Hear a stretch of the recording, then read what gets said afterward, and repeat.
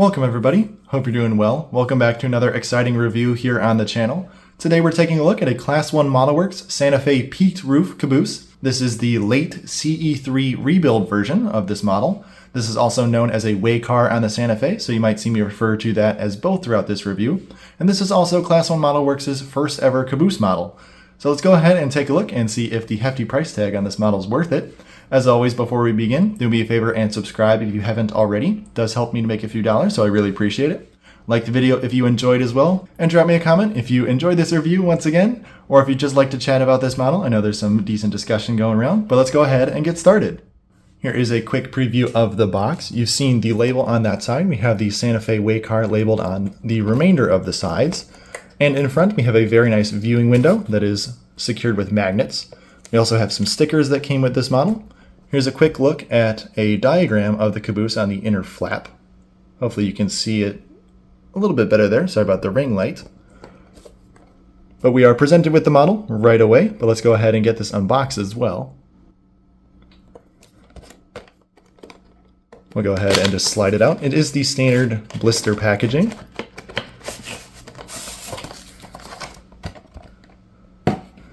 Inside the box, we have a nice little manual here that you can see the caboose crossed out in favor of the Santa Fe Waycar. There's my model there, number 999629. A bunch of the details here is on the left side of the manual here. On the back we have some nice history that's also available on Class 1 modelworks' website. And here's a quick diagram of the lighting features on the car. We have safety lights on each end and no interior lights, but just step lights on both ends. And you can already see we have a magnet at the bottom of this case to control those lights. We'll go ahead and slide this out. Some nice plastic covering the model. We'll go ahead and remove the magnet as well at this time. And just a quick reposition for a 360 before we take a look at the details up close. This is the only model in this run with the red roof of the CE-3 rebuilds. They're also offered in the 2200 and 500 series with radio and wigwag versions available. All of the CE-3 rebuilds are this radio-equipped version. You can tell with the radio antenna on top of the cupola. This model is also Class 1 modelworks' first caboose, like I mentioned. I did have to order directly from Class 1 modelworks. The price came out to be around $160 after shipping, so not a very cheap model. It's much more expensive than the tangent models I've covered before, so that's really what I'll be comparing these models to as well. They were originally announced back in April of 2025 and delivered this month in August of 2025. Starting off at the A end of the caboose, we do have a metal coupler. I don't believe it is a KD coupler, but it's very similar. It does not have a trip pin. We do have some nice grab iron detail and uncoupling lever detail as well on the left side of your screen. We also have a airline hose here, which is 3 different colors, silver at the bottom and then black and red where it touches the car body. Our frame at the end, this end cage, is fairly thick, which is accurate because it's supposed to represent a pipe that was actually used instead of a normal railing. You'll see the grab irons behind it, much closer to the car body in the rear here, are nice and thin and are separately applied metal pieces. Our lighting on each end has a solid red light in the center here, just behind that car number, as well as the step lights in this location and on the other side as well right here. Our ladder is also separately applied pieces, and the rungs are metal. Moving over to the side of the model, we do have toolboxes in the center here. They are not battery boxes. We do see the generator detail just below it on the left there. This model doesn't have rotating bearing caps on the truck, so you'll see those axles are covered. The truck detail doesn't look very complicated, but the actual models didn't seem to have very complicated trucks as well, so it does look to be accurate. We have the LUB plate just over here next to the nice Santa Fe logo and the CE-3 label. We do have 2 plated windows on this version of the CE-3 rebuild. Some of the other ones have all windows showing and some have even more blanked out. And on the sides we also see more white metal grab irons running up to the steps as well on both ends. Around the cupola we have a separately applied sunshade above and 2 wind deflectors on each side on the interior edges of those windows. And moving on over to the B end of the caboose, very similar to the A end. On this version, there are step lights on both sides. On some of the 500 and 2200 series cabooses, you'll only have the marker lights on one end of the caboose. We do also see the 629 here as the Santa Fe. All the cabooses or Waycars were labeled 999 as the prefix, so they only used the final 3 digits for the model. It does have a nice stencil appearance as well that looks like it was painted on the car. And here's a quick look at the other side of the model. You'll see the LUB tag is not symmetrical, it's on this location instead. And we also see the smoke jack here in the center protruding up with some tie downs as well. We'll take a look at the roof in just a second. The batteries, I believe, are actually in this location here, which is demarcated with the grating instead of just normal pleated sides. We do have some nice rivet detail, which is different from rivet line to rivet line, which does look very nice as well. Moving to the roof of the model, you'll see we have a ton of etched metal walkways that are all separately applied across the entire length of the model on both ends. We have a large platform here on the B end of the car. Above the cupola, we have the radio antenna as well as the wire grabs running the full length of the model. These are white on this version. They are different colors on the different rebuilds offered in this run as well. We do also have nice roof detail running the length of the model, and there's that smoke jack once again with those black tie downs. Moving on to the underside of the model, this is where we have a ton of separately applied details, primarily plastic, but I still think it looks pretty nice. Tons of air piping detail in the center. You can see the floorboard details all the way across the model behind everything here. Decent bracing detail, as well as both trucks pick up current via a plate just on the underside of the side frames. This is an axle mounted generator here in the center with a small black belt you might be able to see there.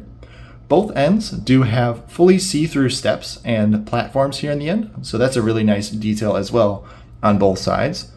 And when looking at it from the underside, first time I noticed this, these couplers might actually be KDs just with the trip pins trimmed off because the trip pin mounts are still there, but they're unevenly cut. So maybe they're KDs, maybe they're not. I can't quite tell as I haven't opened it up quite yet.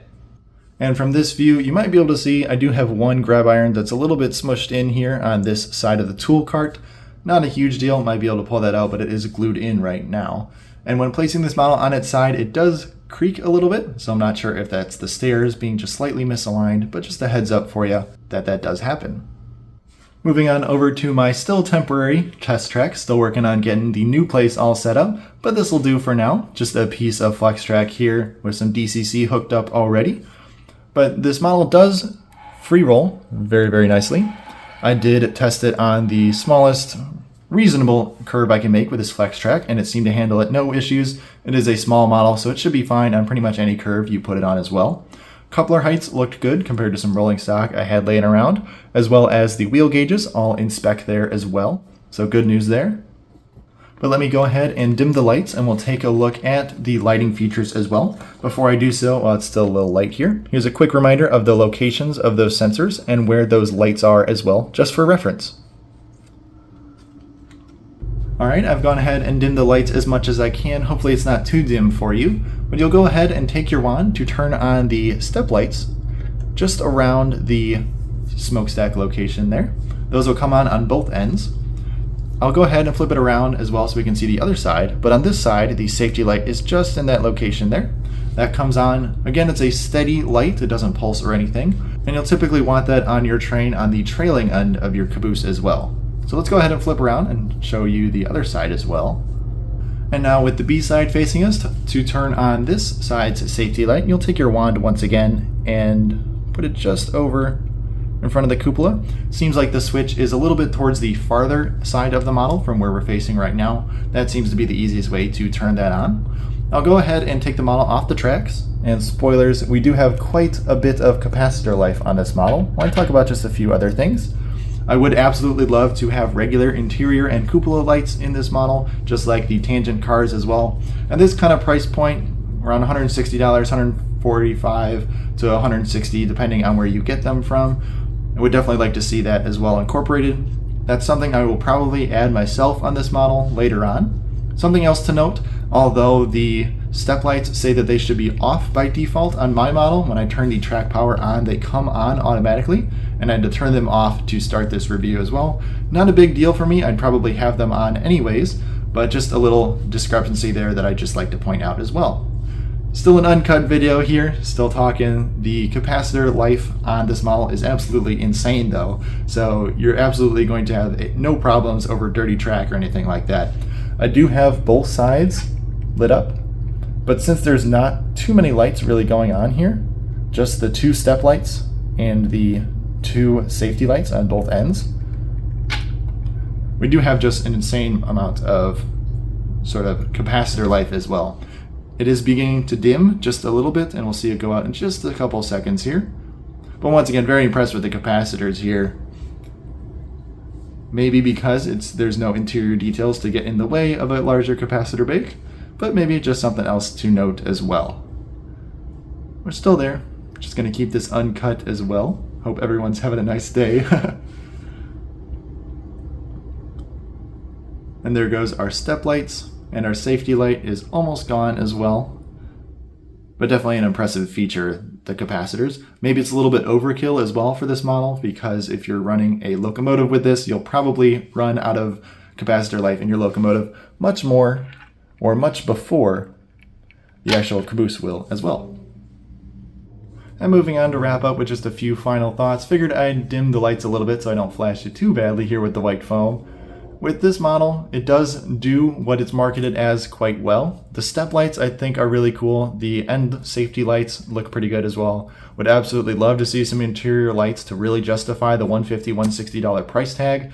If this model did come in at the normal tangent caboose mark of around $120, maybe $110 if you get them at the right dealer, would say this is an absolute must buy, but at this elevated price tag, would definitely recommend making sure you budget well for this model. I was only able to grab one of these. I had to go direct through ClassoneModelworks because Lombard did not stock them. But in any case, would look to add some interior lights later and really bring this model full circle.